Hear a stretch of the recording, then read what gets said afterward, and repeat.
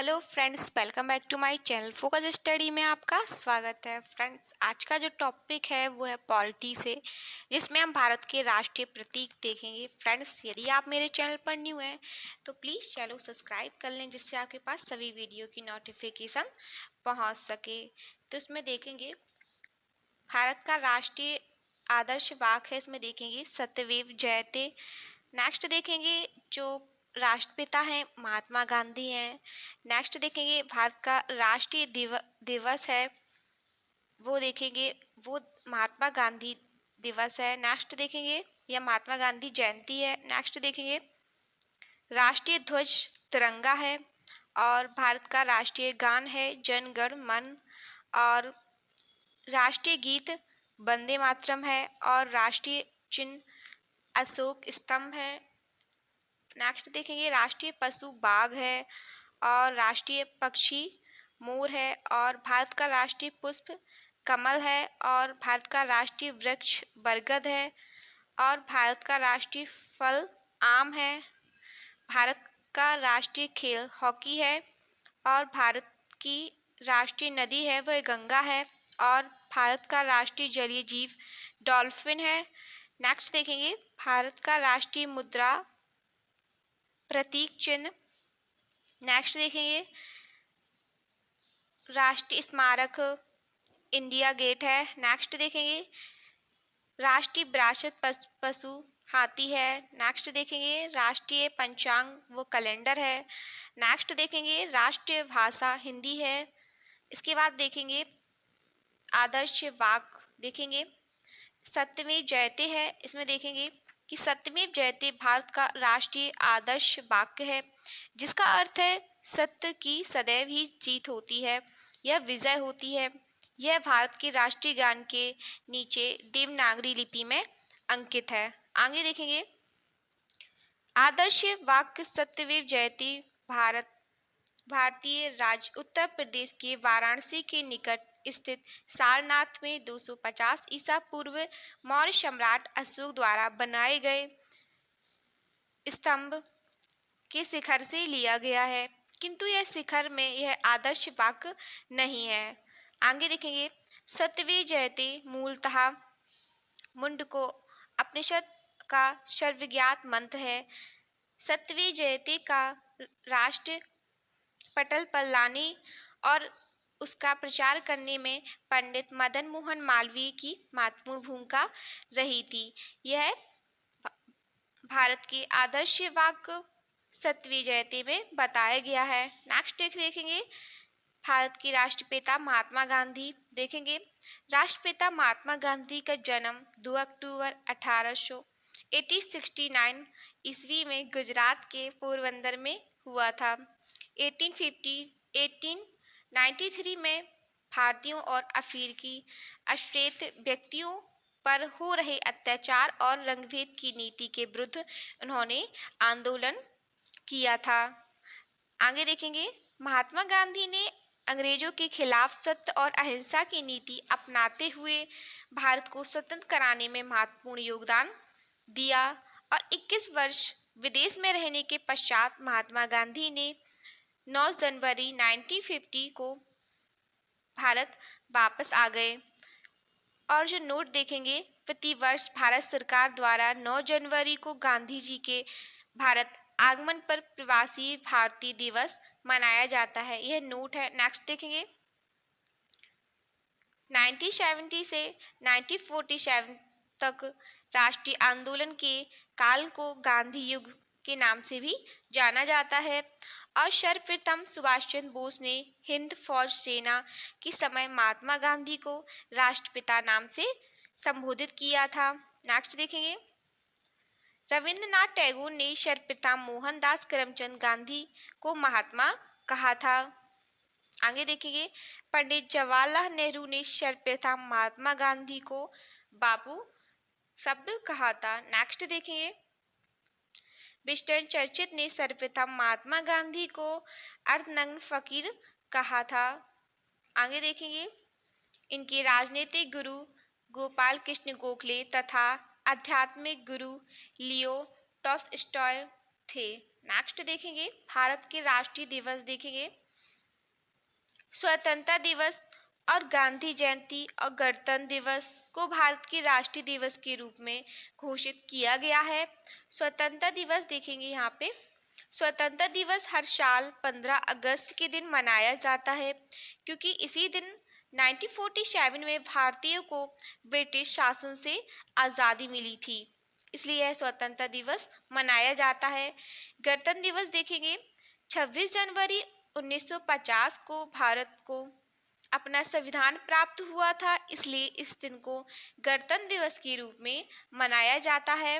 Next देखेंगे गांधी जयंती, देखेंगे इसमें हर साल 2 अक्टूबर को गांधी जयंती मनाई जाती है, क्योंकि इसी दिन गांधी का जन्म हुआ था और सभी राष्ट्रीय दिवस को राजपत्रित अवकाश के रूप में पूरे भारतवर्ष में मनाया जाता है। आगे देखेंगे राष्ट्रीय ध्वज तिरंगा, इसमें देखेंगे भारतीय ध्वज को तिरंगा के नाम से जाना जाता है, जो भारतीय संविधान सभा में 22 जुलाई 1947 को इसे राष्ट्रीय ध्वज तिरंगा के रूप में अपनाया। इसे 14 अगस्त 1947 को संविधान सभा के अर्धरात्रिकालीन अधिवेशन में राष्ट्र को समर्पित किया गया था। आगे देखेंगे इस तिरंगे झंडे में 3 आड़ी पट्टी होती है और भारतीय ध्वज संहिता 2002 के अनुसार राष्ट्रीय ध्वज का आकार आयताकार होगा और उसकी लंबाई व चौड़ाई का अनुपात 3:2 होगा। आगे देखेंगे ध्वज के नीचे में, ध्वज के बीच में नीले रंग की 24 तीलियों वाला अशोक चक्र है, जो देश को धर्म, ईमानदारी से उन्नति की ओर ले जाने की प्रेरणा देता है और इसे सारनाथ स्थित अशोक स्तंभ से यह लिया गया है। आगे देखेंगे जो सबसे ऊपर है गहरा केसरिया रंग, वह साहस एवं बलिदान का प्रतीक है। जो मध्य में सफेद रंग है वह सत्य एवं शांति का प्रतीक है। आगे देखेंगे जो सबसे नीचे गहरा रंग है हरा, वह जिसे विकास, उबरता व विश्वास एवं शौर्य का प्रतीक है। जो 24 तीलियां हैं वह देखेंगे, जो पहली तीली है वो संयम को दर्शाती है, दूसरा आरोग्य को और तीसरा शांति को और चौथा शील को एंड पांचवा त्याग को बताती है। जो छठवीं तीली है वो क्षमता और सातवीं तीली है वह सेवा और आठवीं है वह मैत्री और नौवीं है वह प्रेम और जो 10वीं तीली है वो बंधुत्व को बताती है। जो 11वीं है वह संगठन और जो 12वीं है वह त्याग को कल्याण को बताती है और जो 13वीं तीली है वह अधिकार को और जो 14वीं तीली है वह कर्तव्य को दर्शाती है। जो 15वीं तीली है वो सहकार है और जो 16वीं तीली है वो न्याय को बताती है और 17वीं है वह नीति को, 18वीं अर्थ को और 19वीं तीली है वह समता और 20वीं तीली वह नियम को दर्शाती है। 21वीं तीली इसमें व्यवस्था और 22वीं जो तीली है वह सुरक्षा और 23वीं तीली है वह उद्योग वहाँ और वो 24 यहाँ पे 24 है वह समृद्धि को दर्शाती है। जो दो तीलियों के बीच जो 15 डिग्री का कोण होता है, आगे देखेंगे सर्वप्रथम 7 अगस्त 1906 को कोलकाता के पारसी बागान चौराहे पर हरा, पीला और लाल रंगों की आड़ी पट्टियों वाले तिरंगे ध्वज को राष्ट्रीय ध्वज के रूप में फहराया गया। आगे देखेंगे 22 अगस्त 1907 को जर्मनी के शहर स्टुटगार्ट में इंटरनेशनल सोशलिस्ट कांग्रेस के सम्मेलन में मैडम फीका जी का कामा ने इसी ध्वज के कुछ परिवर्तित करके फहराया था। आगे देखेंगे आज़ादी के बाद देश के 12 विदेशी भूमि पर प्रथम बार ऑस्ट्रेलिया में आधिकारिक रूप में तिरंगे झंडे को फहराया गया। आगे देखेंगे 29 मई 1953 को प्रथम बार तिरंगा माउंट एवरेस्ट पर तेनसिंग नार्गे व सर एडमंड हिलरी द्वारा यह फहराया गया था। आगे देखेंगे 1971 में अमेरिका के अपोलो 50 नामक अंतरिक्ष यान द्वारा भारत का राष्ट्रीय ध्वज सर्वप्रथम अंतरिक्ष में यह फहराया गया। आगे देखेंगे 21 मार्च 1996 को उत्तरी ध्रुव में स्क्वाड्रन लीडर संजय थापर ने तिरंगे को फहराया था। नेक्स्ट देखेंगे 5 अप्रैल 1984 को भारत के प्रथम अंतरिक्ष यात्री स्क्वाड्रन लीडर राकेश शर्मा को स्पेस सूट पर बेस के रूप में लगाकर अंतरिक्ष में पहुंचे थे। नेक्स्ट देखेंगे 15 नवंबर 2008 को भारत ने चंद्रमा पर भी अपना राष्ट्रीय ध्वज फहराया और इस प्रकार चंद्रमा पर ध्वज फहराने वाला भारत विश्व का चौथे देश बन गया। इससे पूर्व अमेरिका, रूस और यूरोपीय अंतरिक्ष एजेंसी ने भी अपने ध्वज चंद्रमा पर फहरा चुके हैं। आगे देखेंगे 26 जनवरी 2002 को ध्वज संहिता भारत का स्थान भारतीय ध्वज संहिता 2002 ने ले लिया है। इसकी व्यवस्था के अनुसार अब भारतीय नागरिक अपनी निजी संस्थाएं, शिक्षण संस्थानों में सम्मिलित तरीके से वर्ष के किसी भी दिन ध्वजारोहण कर सकते हैं। आगे देखेंगे राष्ट्रीय गान। जो राष्ट्रीय गान है भारत का वह है जन गण मन। आगे देखेंगे इसमें राष्ट्रीय गान जन गण मन की रचना रविन्द्रनाथ टैगोर ने मूल रूप से बांग्ला भाषा में की थी। इसी राष्ट्रीय गान को भारतीय संविधान सभा द्वारा 24 जनवरी 1950 को अंगीकृत किया गया। इस राष्ट्रीय गान को सर्वप्रथम 27 दिसंबर 1911 ईस्वी भारतीय राष्ट्रीय कांग्रेस के कलकत्ता अधिवेशन में गाया गया था।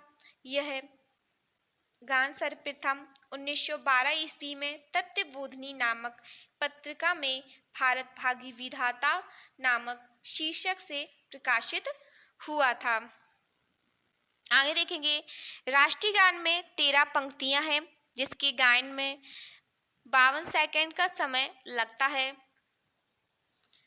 रविन्द्रनाथ टैगोर ने राष्ट्रीय गान को अंग्रेजी अनुवाद में 1990 में मॉर्निंग सॉन्ग ऑफ इंडिया शीर्षक से किया था।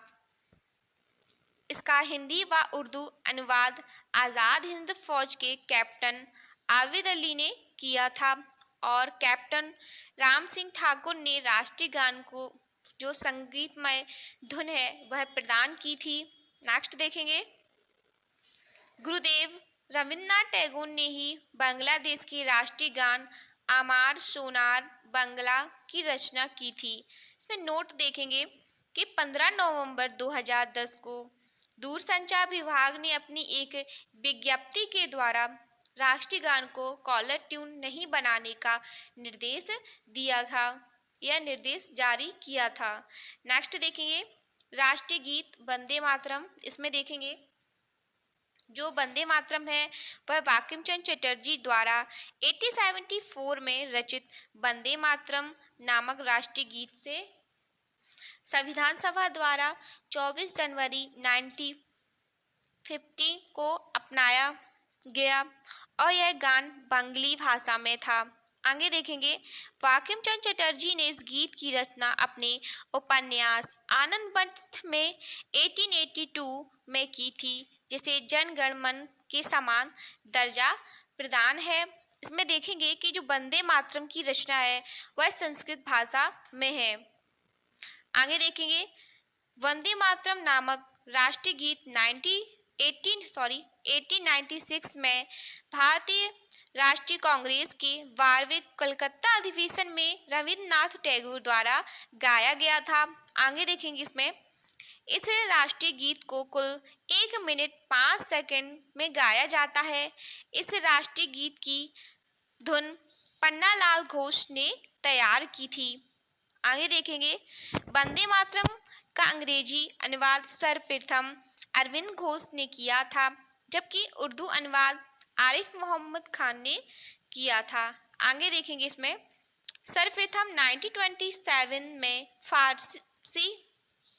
फांसी के फंदे पर झूलते हुए वंदे मातरम गाना गाने वाले अशफाक उल्लाह खान थे। 1949 ईस्वी में मास्टर कृष्णदेव राय ने राष्ट्रीय गीत को बैंड पर बजाने की धुन बनाई थी, जिसके निर्देशन में मास्टर गणपत सिंह ने प्रथम बार इसे बजाया था। आगे देखेंगे, राष्ट्रीय चिन्ह अशोक स्तंभ देखेंगे। भारत सरकार ने 26 जनवरी 1950 को सारनाथ में स्थित अशोक स्तंभ को राष्ट्रीय चिन्ह के रूप में स्वीकृत किया।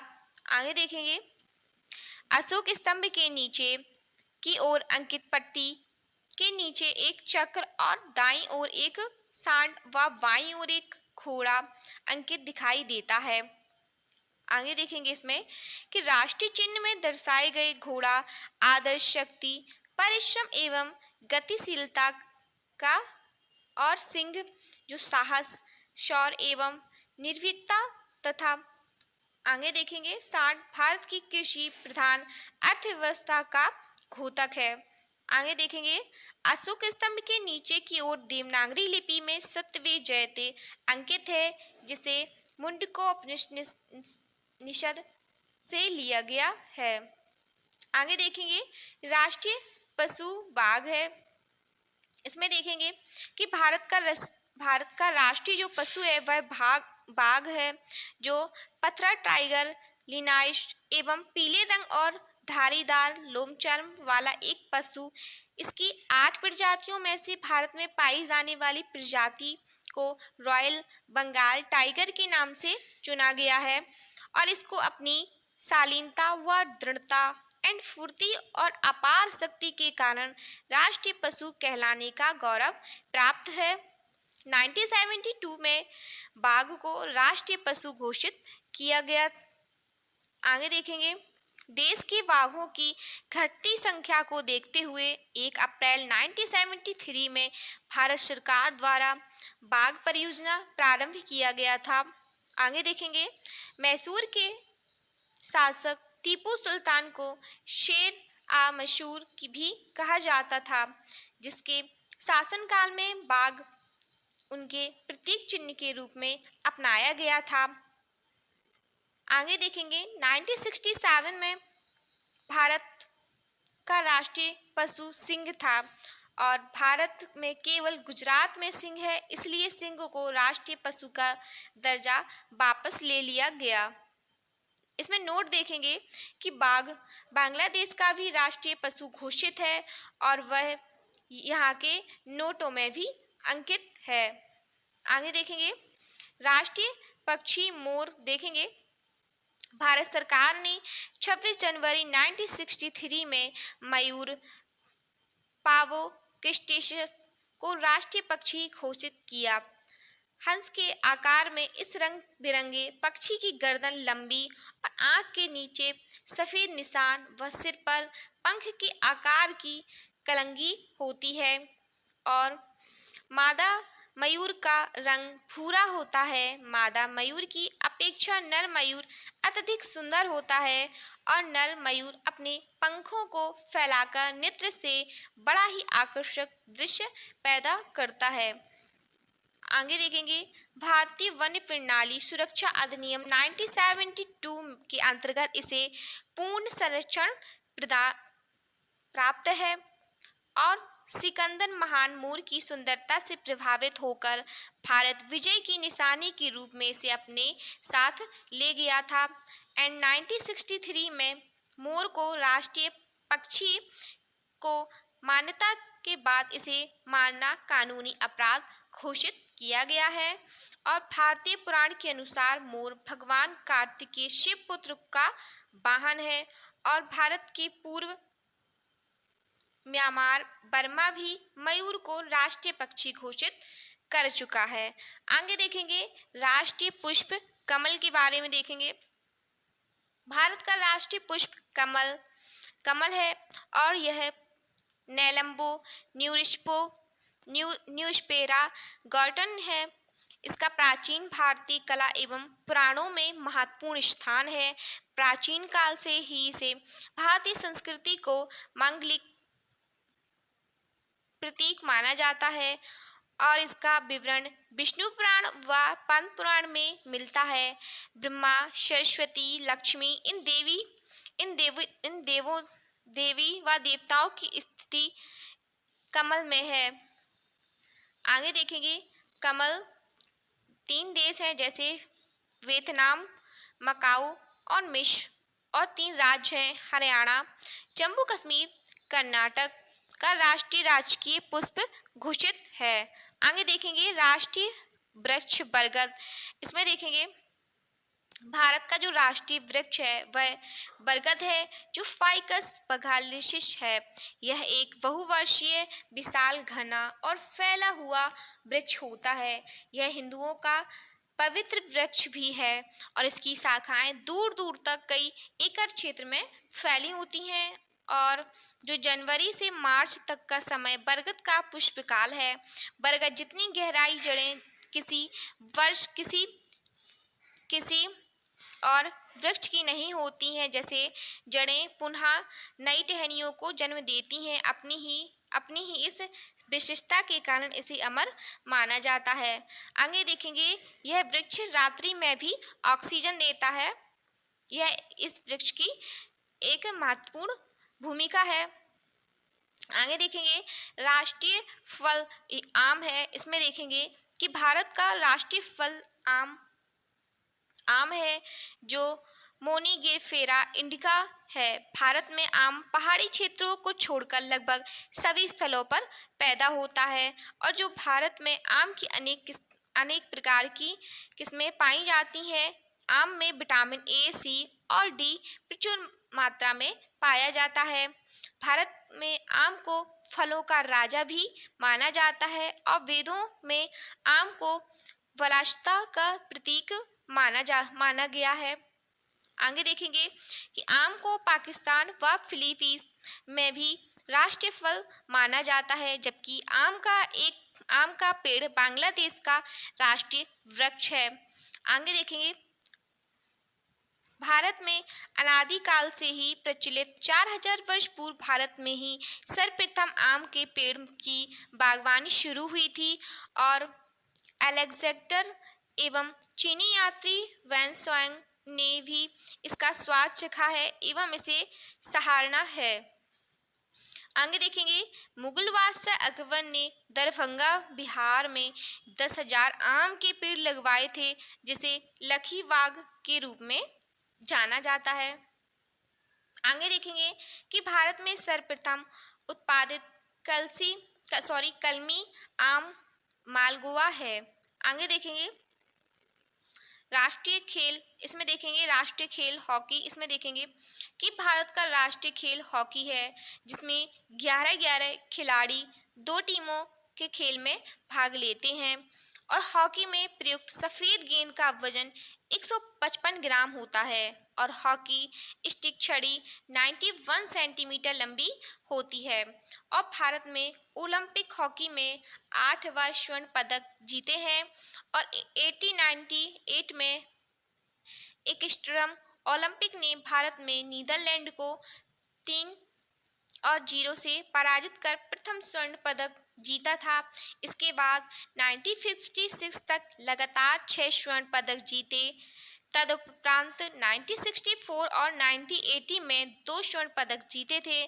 हॉकी इंडिया में 23 जुलाई 2009 को नया लोगो अनावृत किया, जो राष्ट्रीय ध्वज के अशोक चक्र से प्रेरित है। इसमें 24 हॉकी स्टिकें एक पहिए के रूप में सजी हुई हैं।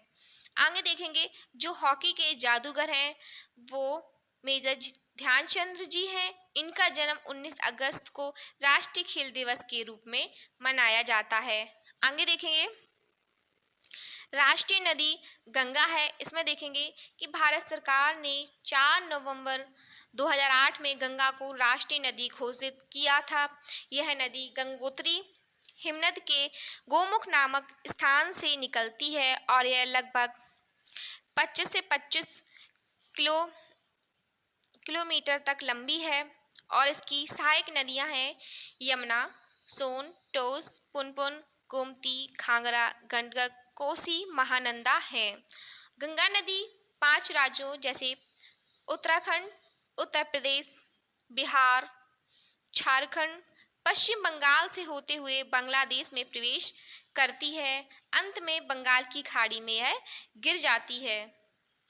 गंगा नदी को प्रदूषण से बचाने के लिए 2009 में राष्ट्रीय गंगा बेसिन प्राधिकरण का गठन किया गया था।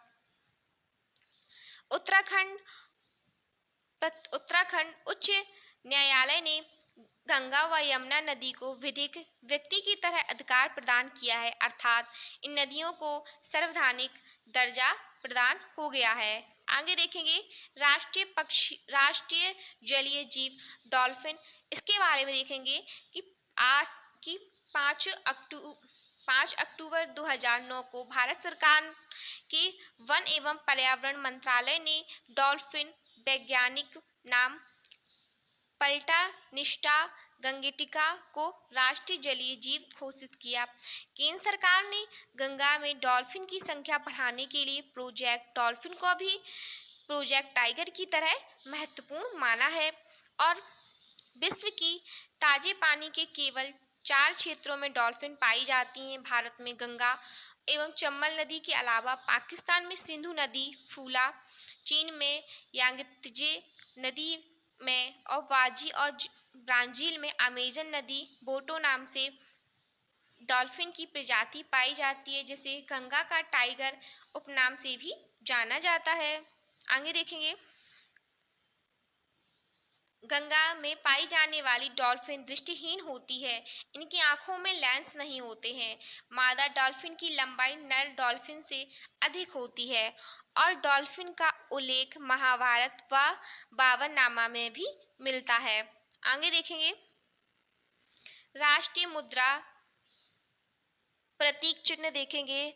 भारतीय रुपए अलग पहचान चिन्ह निर्धारित करने के लिए 15 जुलाई 2010 को नया प्रतीक देवनागरी लिपि में आर को मिलाकर बनाया गया है। भारतीय मुद्रा विश्व की 5वीं ऐसी मुद्रा है जिसका अपना अलग अलग पहचान चिन्ह है। इसके पूर्व अमेरिका डॉलर, ब्रिटिश पाउंड, जापानी येन एवं यूरोपीय यूरो को अपना अलग अलग पहचान चिन्ह है। आगे देखेंगे मुंबई आईआईटी के post graduate designer Uday Kumar ने इसे भारतीय राष्ट्रीय मुद्रा रुपए को डिजाइन किया और भारतीय मुद्रा का यह प्रतीक देवनागरी के अक्षर रा और रोमन अक्षर से आर को मिला जुला के रूप में है और देवनागरी के अक्षर रा के बीच में एक रेखा काटती है जो तिरंगे को प्रतिनिधित्व करती है और इसका आशय समानता से भी है। आगे देखेंगे राष्ट्रीय स्मारक India gate. India gate Bharat का राष्ट्रीय स्मारक है।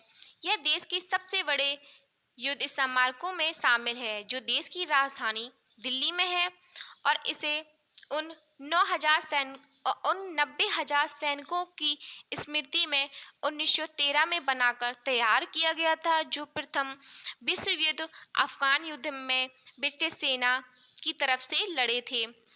आगे देखेंगे 10 फरवरी 1912 को ड्यूक ऑफ कनॉट ने अखिल भारतीय युद्ध स्मारक इंडिया गेट की नींव डाली थी और इंडिया गेट का डिजाइन सर एडविन लुटियंस ने तैयार किया था। पहले इंडिया गेट को ऑल इंडिया वॉर मेमोरियल कहा जाता था।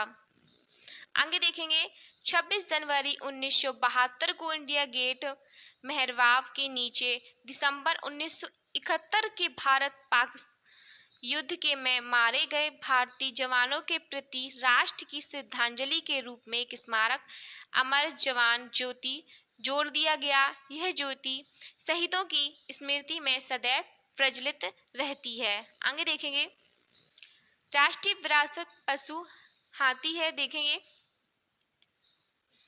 21 अक्टूबर 2010 को भारत सरकार ने एशियाई हाथी एलिफॉस इंडिका को राष्ट्रीय विरासत पशु घोषित किया गया। सरकार ने वन्य क्षेत्रों में रहने वाले हाथियों के संरक्षण के लिए फरवरी 1992 में प्रोजेक्ट एलिफेंट हाथी परियोजना की शुरुआत की थी। हाथियों के साक्ष्य सर्वप्रथम सिंधु घाटी सभ्यता की मोहरों पर मिलते हैं। वैदिक देवता इंद्र ऐरावत नामक हाथी को अपने वाहन के रूप में उपयोग करते थे और अमेरिका में रिपब्लिकन पार्टी व भारत के बहुजन समाजवादी पार्टी का चुनाव चिन्ह भी हाथी है। इसके अतिरिक्त हाथी 4 राज्य केरल, कर्नाटक, झारखंड, उड़ीसा का राजकीय पशु घोषित है और संविधान सभा द्वारा हाथियों का प्रतीक मोहर के रूप में प्रयोग किया गया।